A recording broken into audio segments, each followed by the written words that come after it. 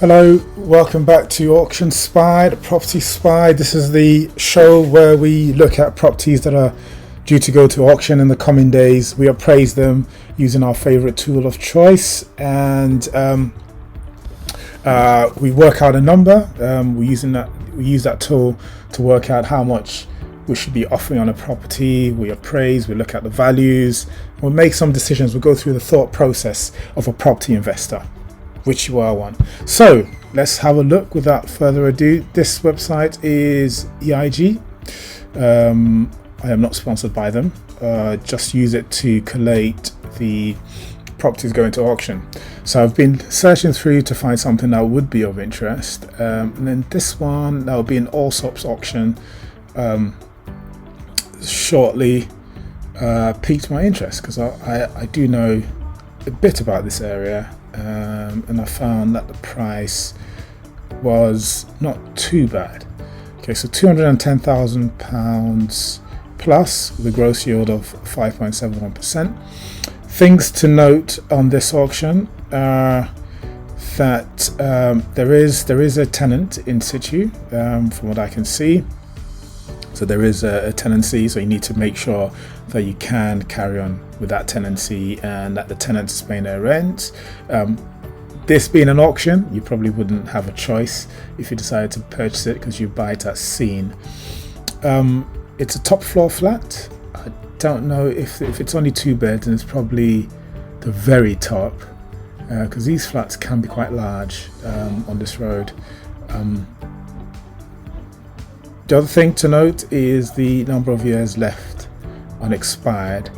The ground rent is £50 per annum. That's fine, but 62 years means it might be challenging getting a normal mortgage for it. So it'd have to be something like bridging or your own funds, which should be a reason why it's gone to auction.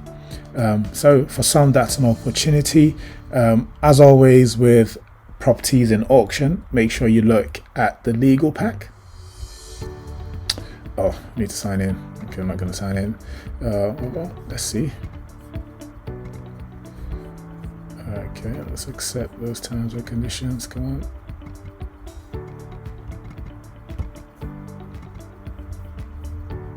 Okay, so let's see if there's some special conditions. Let's see what these special conditions are.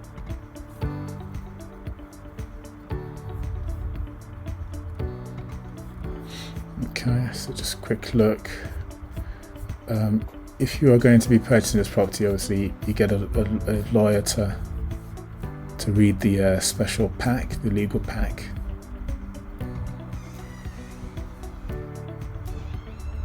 Okay, let's have a look at the EPC as well.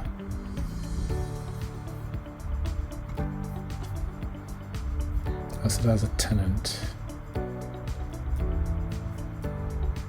Okay, so deposit of £1,000. When did she move in? 2017. So she's probably what's the phrase? The standard, just general renewal subscript payments while on standing order. Okay, so you want to see if there are any bank statements or any proof that she's still paying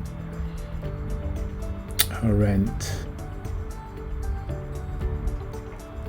What's this? Top floor flat. As a managing agent, I think that's probably payment for something. Not sure what that is because the ground rent is £50. I wonder if there's if there is a service charge. Is there an order that you must pay the claimant? What is that?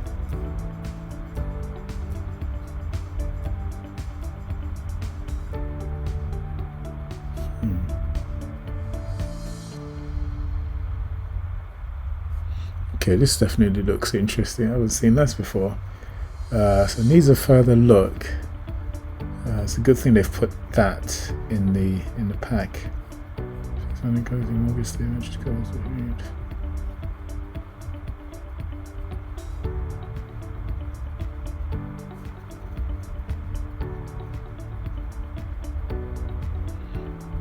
Okay, so that's proof they've been paying the mortgage. So there's a county court judgment. Okay.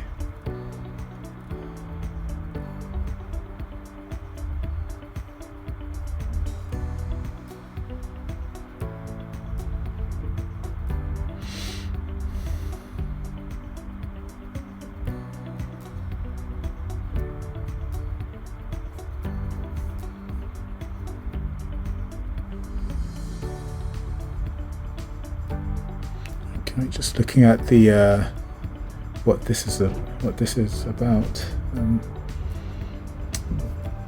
Claimant, is this, what is this? GAQ Investments Limited. Request that the default judgment dated.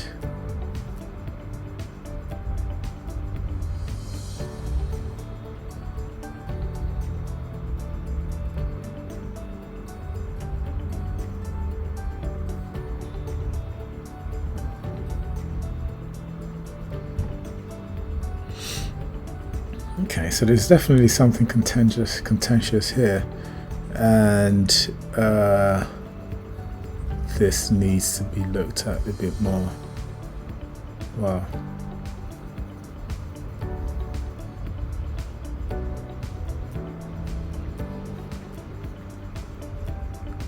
Let's see a tribunal. Wow.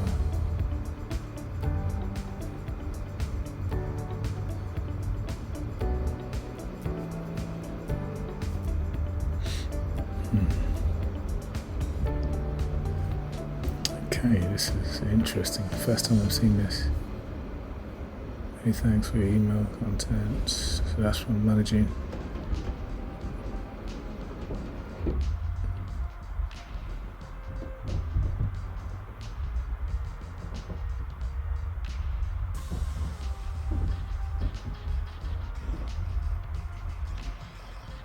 Wow.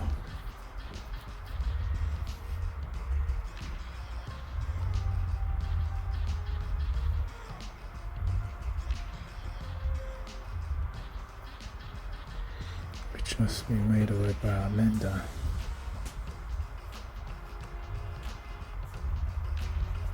Gosh, this gets interesting as I read more and more of this. Okay, so there's a dispute somewhere, and this is obviously something that your solicitor would have to review.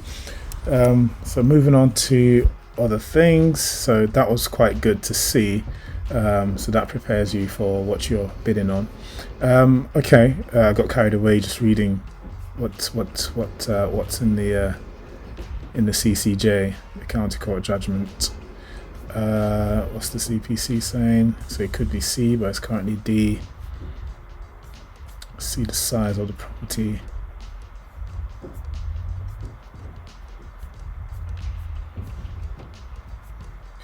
Okay, let me see.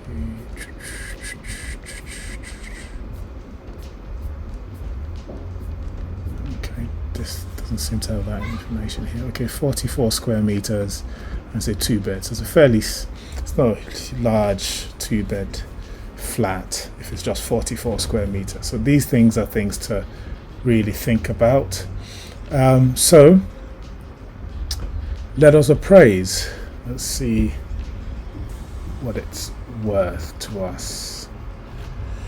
Okay, let's go to VALAP, start my free drama. Let's go. Let's log in.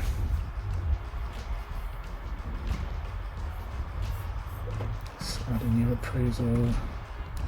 Say SE 25 5QA. That was it 41D.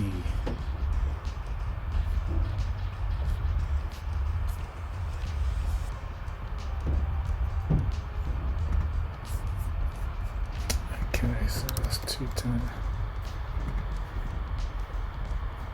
That's a residential. It's an auction. Let's just go. Let's go for the appraisal. Yep, save it. That takes 1 credit. So the strategy for the year would be, it wouldn't be new build clearly because it's a top floor flat. It wouldn't be HMO, it's too small. It wouldn't be a conversion. It's only 44 square meters, so you're unlikely to get 2 1 beds from it. It wouldn't be. You could probably run it as a serviced accommodation for the legally allowed number of days. But I think in this case, the options you have are buy to let and flip. So let's do buy to let. Let's do XBTL. Next, number of bedrooms 2. Next, so 44 square meters. So let's do this appraisal. So it's now going in the back end to look for normal rental figures, typical rental prices in the area, and sale prices and stuff like that. And it's going to tell me how much I should be bidding for that property. So it's probably not found enough information.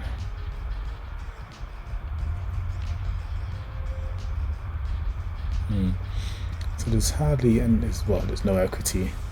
And according to my rating, it's giving me 3 reds out of 4 possible greens. So the offer price is not greater than asking price. How much is the offer price? To 10. Okay. The appraisal's yield is not greater than average yield for the area. Okay. What's the positive? The annual cash flow for the property is positive. Good. The equity for this property is negative, minus of 0. So it's from what I can see, there's hardly any equity. All right, so one of the pluses is that the average rent could be increased to 1,400 from 1,000 for that area. I think that's still quite high for the area, but it's 1,000. Right. Okay, so stamp duty. As an investor, you have to pay some stamp duty. Legals, contingency, refurb costs, you probably have to pay that. Mortgage costs, it's £380. Okay. The cost, contingency, no tax. Okay. So we've got 3 reds out of 4. The yield's not been high. I mean, you might say that if the cash flow is at A34, then that's okay. Generally, depending on how many times you intend to do this, this is not quite a great investment in terms of pulling out your money. If you want to leave your money in and you've got the 81 grand you need to go in, and that's including 25% deposit, unless you find a 20% deposit product. This is a difficult one to do unless you want to leave your money in. So there will be positive cash flow of £800 if you're able to get the rent up to 1451. Now this 1451 is based on the average rent for a 2-bed in that area. So that's not completely bad. We can also go back and see what would happen with the flip. Got a flip. Next, it's a 2-bed. Next, okay, just 6-month program. Okay, this will be tiny. Let's go. Right, we got 3 greens.